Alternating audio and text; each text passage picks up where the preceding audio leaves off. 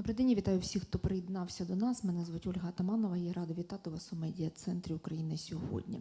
Сьогодні наш гость у нашій студії Федір Вениславський, народний депутат, член Комітету Верховної Ради з питань нацбезпеки, оборони та розвідки. І у нас є кілька важливих тем для обговорення. Сьогодні будемо говорити про ключові ініціативи парламенту з питань мобілізації, а також будемо говорити... We will talk about key actions and issues on mobilization and also about the session of Ukraine-NATO Council.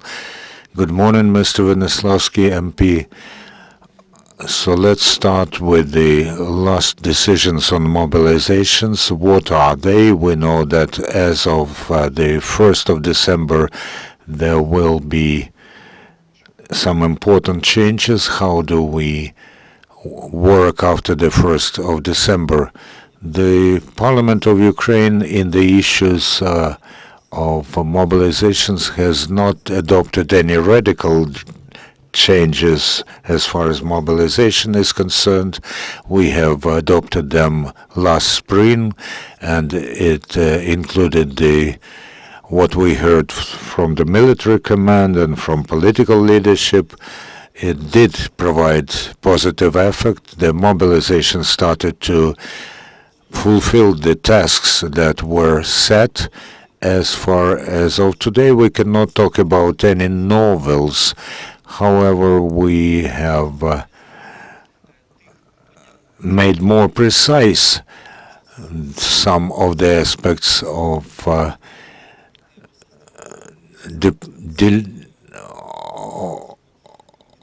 later mobilization of people who lost their relatives while defending the country. And of course, the bereavement is a severe test, so we have decided to either relieve them of the draft duty or postpone it.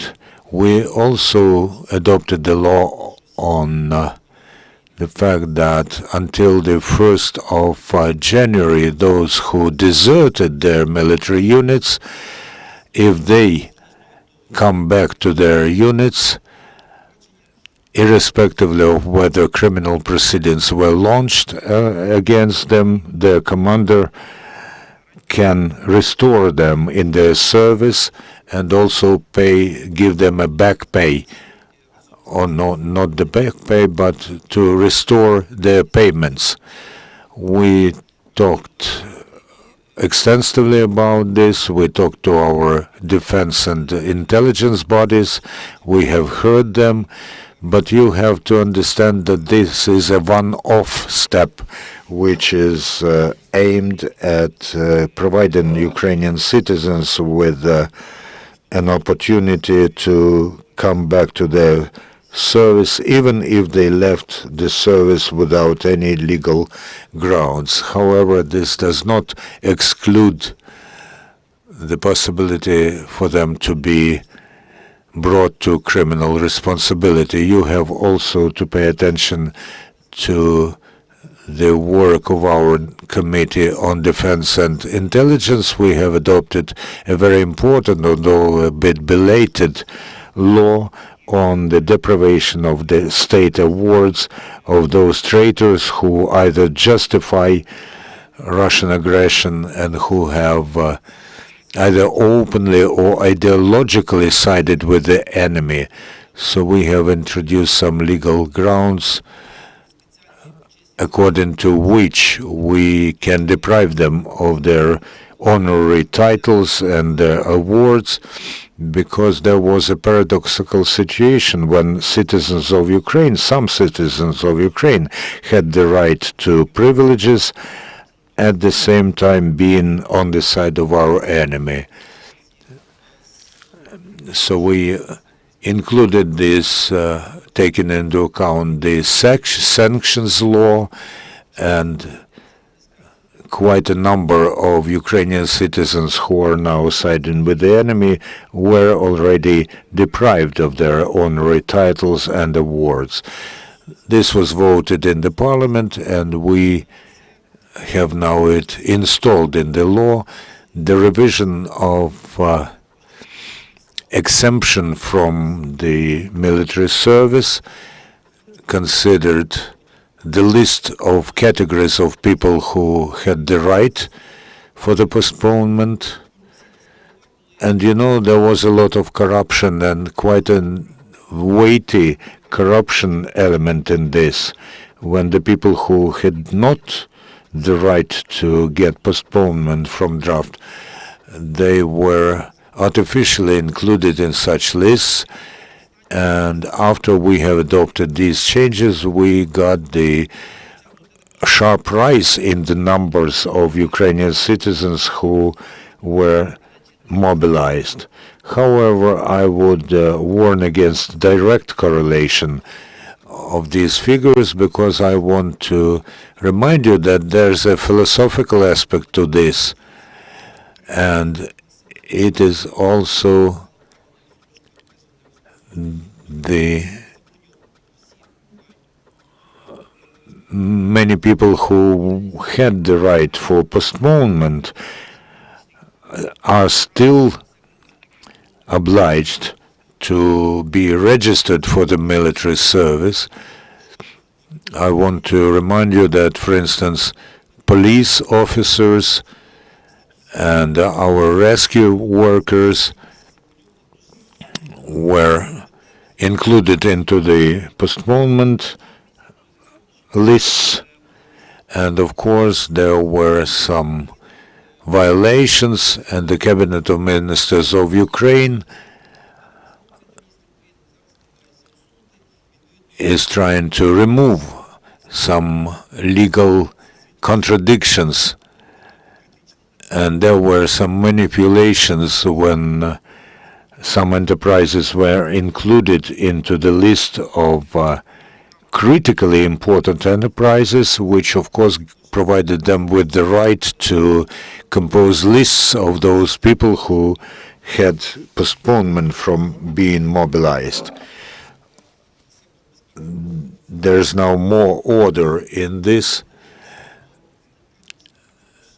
as far as critically important enterprises are concerned. Also, there were changes in the amount of average salary that people who have the right for postponement, for the delay. And these changes will, of course, lead to the review of the list of people who are on postponement of mobilizations, which will be done together with the Ministry of Economy and other important state bodies. Another issue is the liquidation of medical expert commissions. We know that the first reading in the Parliament was successful. It was adopted, abolishment of the entire system, but we should also talk about military recruiting. What are the initiatives that come from the state? As far as medical and social expert commissions are concerned, which are the Russian rudiment and atavism, where there was a special system of bodies that were bestowing the disability status on people who had the right to this, but as our law enforcement and anti-corruption bodies testify, the activity of those medical social commissions was actually the shadow business, when the bestowment of this status, of disability status, provided them with an opportunity to avoid being drafted or mobilized for this service. And the corruption schemes involved huge numbers of doctors and social workers, and there were very vivid examples. For instance, as far as prosecutors, legal prosecutors are concerned, who are qualified as disabled people with disabilities, and this was the last drop that persuaded us to change the system. The philosophy now is totally different. There will be situation commission. They will include practicing doctors and members of public organizations who will block the abuse in this. So I think that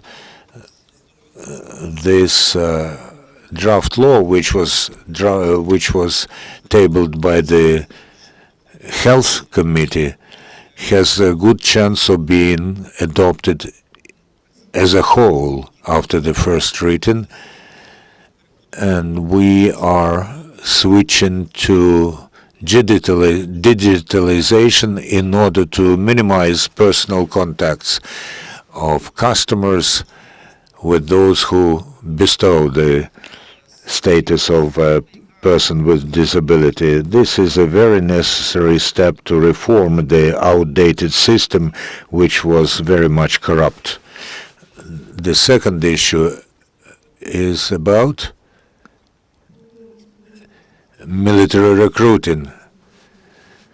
What are the initiatives that the state is now drafting? We understand that this is very important for us, especially when the situation is changing. Of course, after the decisions of the Cabinet of Ministers, which allowed to recruit people directly, avoiding the centers of territorial centers of mobilizations, we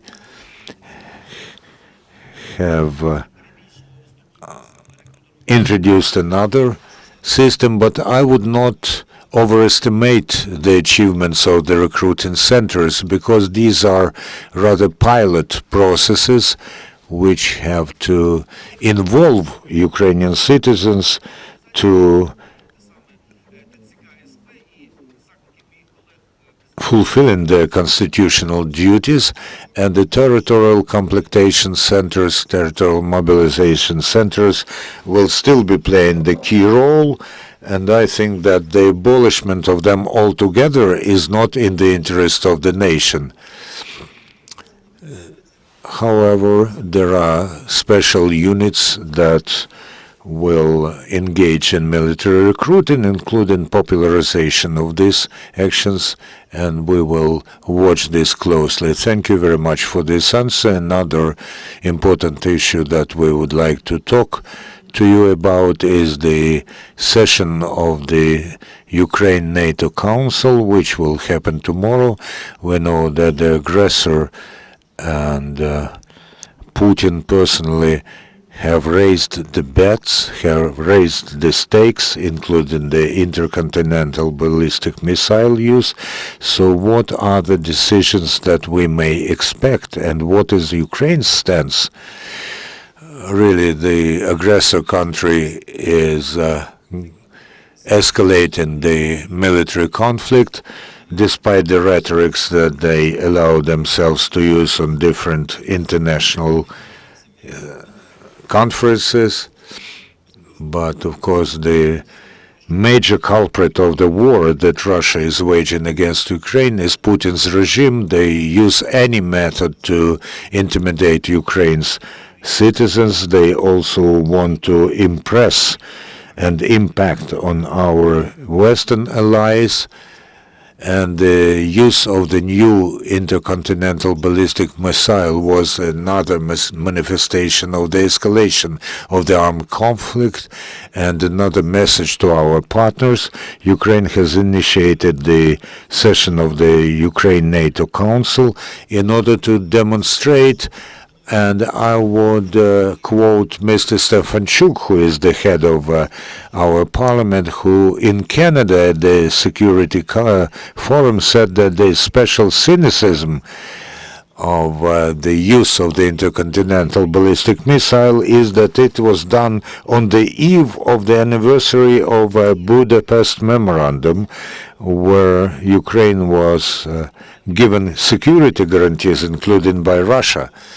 And of course, this is a manifestation of a new level of terror against Ukraine. So I think that the session of Ukraine-NATO Council has to impress our partners in the way that you may only appeal to Putin by the language of force, the language of strength, because he doesn't understand any other language. If you want to stop the war, then you have to realize to implement the plan provided by President Zelensky, where the first paragraph is the invitation of Ukraine to join NATO.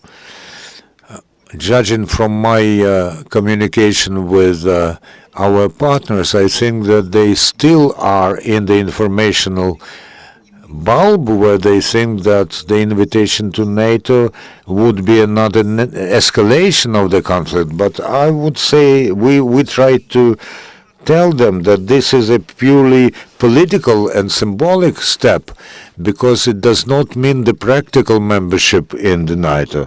And it will be a signal, a message to Putin that Ukraine got the signal from the NATO that this is a message to the entire world community, saying that any other method cannot stop Putin and Russia. So I think that we see I expect some decisive steps from this session of the Ukraine-NATO Council, which will say that this raising of the stakes of intimidation by Russia will not lead to any results. Ukraine has been and will be getting help from our partners, and I think that they have corroborated, they have confirmed that on the political level they will be with us, and it will help to stop the aggressive war unleashed by Putin's Russia. We have seen some political statements about the use of this intercontinental ballistic missile. How you think, do they correspond with the level of escalation? Of course, you have read between the lines when judging what Putin says. Putin has said that, in fact, this was the test of the missile, of the new kind of weapons, because, let's be frank, what they have is a psychologically and ideological modernization of the old Soviet kinds of weapons, which were developed, including the Ukrainian military potential and military complex. They have all emanated from the two major directions, the Ukrainian school of developing weapons and the Russian. And all the ballistic missiles that may carry nuclear warheads are actually the development of the Ukrainian school. I would not overestimate the danger, the threats that this new ballistic missile poses for Ukraine, because we were already the target of their attacks by Kinzhal and other missiles. And I don't think that this demonstrative step from the Putin's regime will be able to essentially change the situation on the battlefield. We were prepared for this morally, and we also have some kinds of weapons that may minimize to the maximum what they are sending to us. These are reliable anti-aircraft and anti-missile systems that can preempt the Russian blow. Any questions from the colleagues, please? Hello, I would like still to hear more about this decision. For instance, your colleague MP Pitsak said on television today that in order to get the postponement for mobilization, people had to be employed by the enterprise before the 18th of May. So what are the motives of this date? And please also,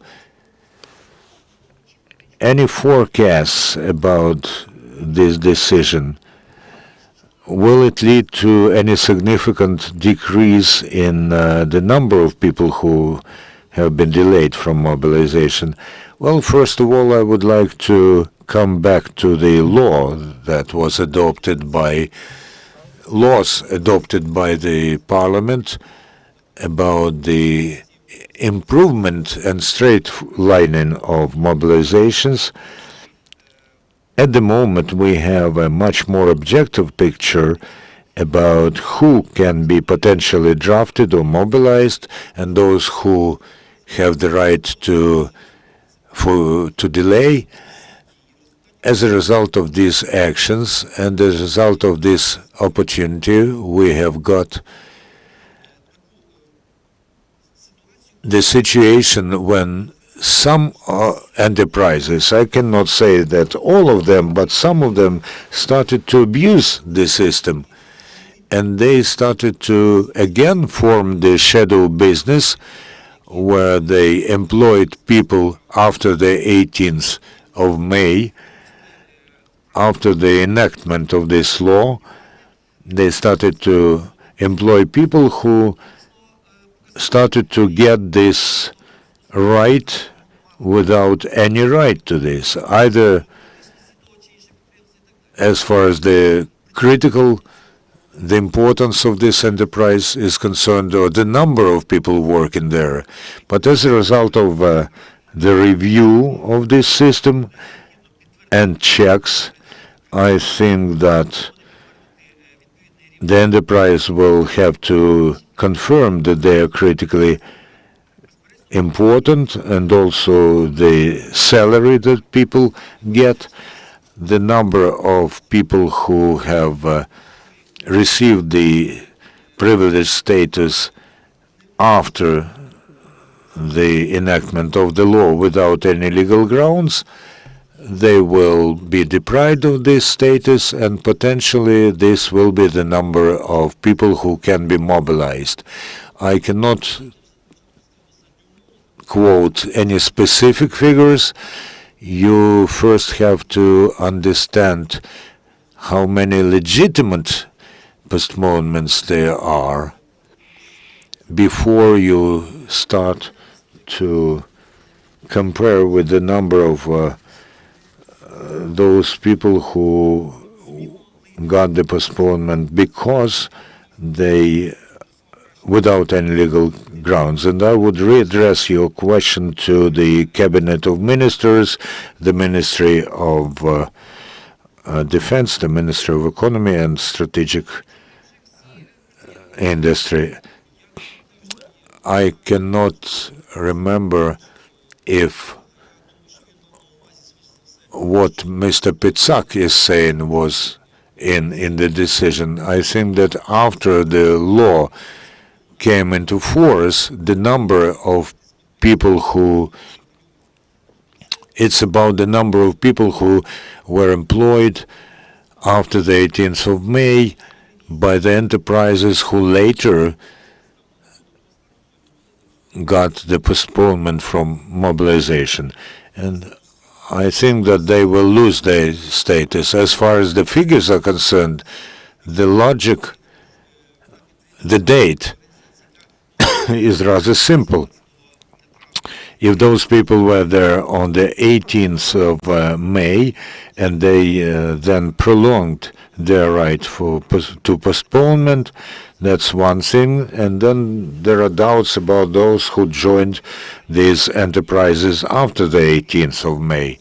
But that's the question to our law enforcement bodies who have to check this. If all the demands were observed, then I don't see any mechanisms for people who had the right, the legal right to get the postponement. Will be Karina Shevchenko. The Parliament has adopted the law 11379,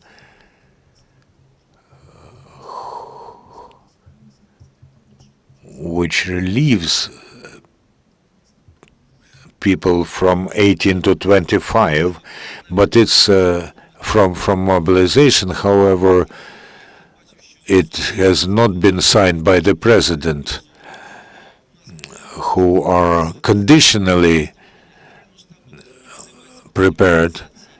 We had consultations with responsible bodies, and we think that we should not mobilize people who have restrictions on their mobilization duties, on their ability.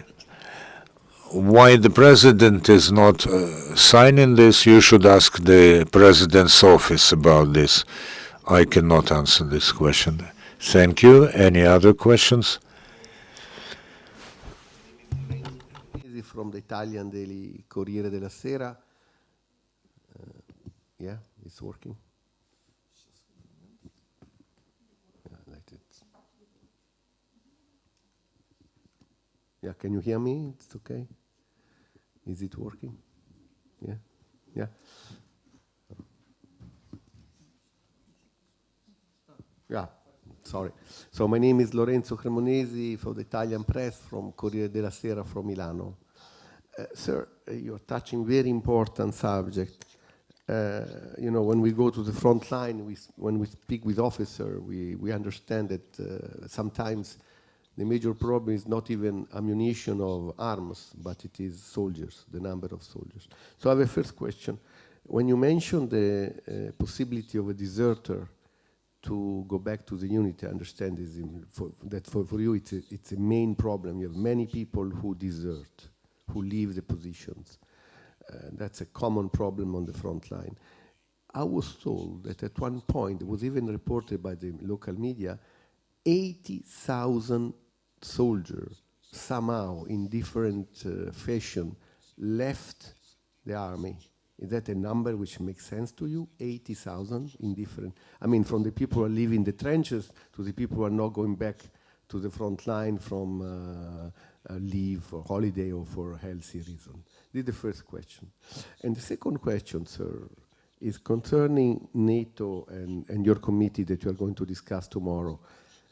Are you considering the fact that maybe in the next months, after Trump take place in the White House, become president, there will be no NATO anymore? Will be a different NATO, and then without America. And then are you talking with the Europeans, especially the French, the British, the German, about another possibility of having different allies? Because NATO can be an empty formula in a very short time. Thank you.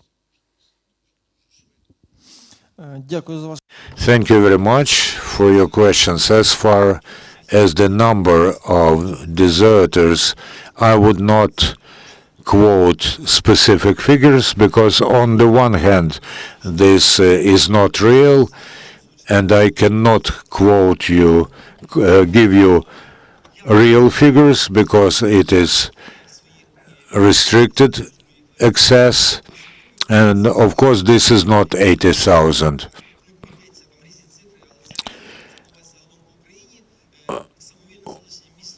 We talk also about people who desert their units in the rear of the country, so that's not those who have fled from the front line.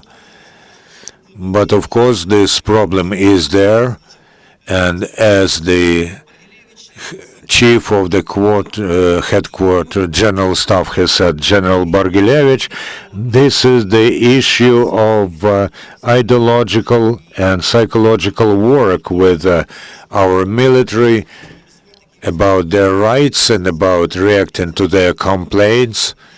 so that the number of those who desert their units decreases. About the second question, we are talking to our colleagues in the USA, in Canada, and European countries, initiated by President Zelensky. A number of bilateral agreements were concluded, both with European and American partners, and I think that in the US Congress we have bilateral support for Ukraine and for help to Ukraine. So I don't think that the change of the president of the USA will drastically change the situation as far as the assistance to Ukraine is concerned. I underline again, we're talking to all our partners, and they all are providing us with their help. Maybe not as quickly as we would want to, but we are getting it, and we are very grateful to our partners for this help. Japanese public TV. I'd like to ask about the new missile which was used by Russia. Can you tell us this, how different this new ballistic missile is from other ballistic missiles that Russia has used, and how threatening this missile is? What could be the possible response to this threat? Thank you.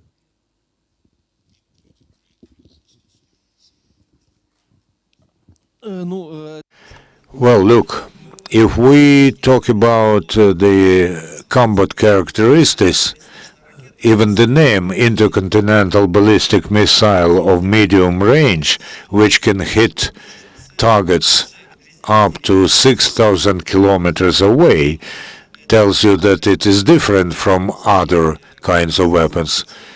More than that, before they used this missile, either Reshnik or Kedr, whatever it is called, they have only used air-to-surface missiles from the Caspian Sea, from Astrakhan region, and the range that they covered was much shorter than Reshnik has told us. However, I would say that no, this would not lead to any radical changes. On the one hand, they practically do not have such missiles. These are experimental launches. And as the dictator himself and other representatives of the regime said, this was a test which was aimed at the containment of our partners, but this is not a drastic change in the means that Russia is using. As far as Ukraine's answer is concerned, it is important for us that Putin understands that Ukraine also has missiles that can hit targets on the territory of Ukraine, and our military and industrial complex is demonstrating good results in this, which the President has pointed out several times. And of course, the permission of our partners to use longer range missiles is a good option to reply to the Russian dictator. We're working on this so that Putin understands that not a single criminal act or criminal decision that he makes is unanswered, and sooner or later this military criminal and his nearest surrounding will be brought to justice, including in the International Criminal Court. Ukraine has to show that we have a technical opportunity to answer to this threat. I'm glad that you have answered. This is MP Fedir Venislavskyi, and I also want to thank our defense forces. And on 1 p.m. we'll talk about the situation of our energy system together with Alexander Harchenko. Glory to Ukraine. Thank you all.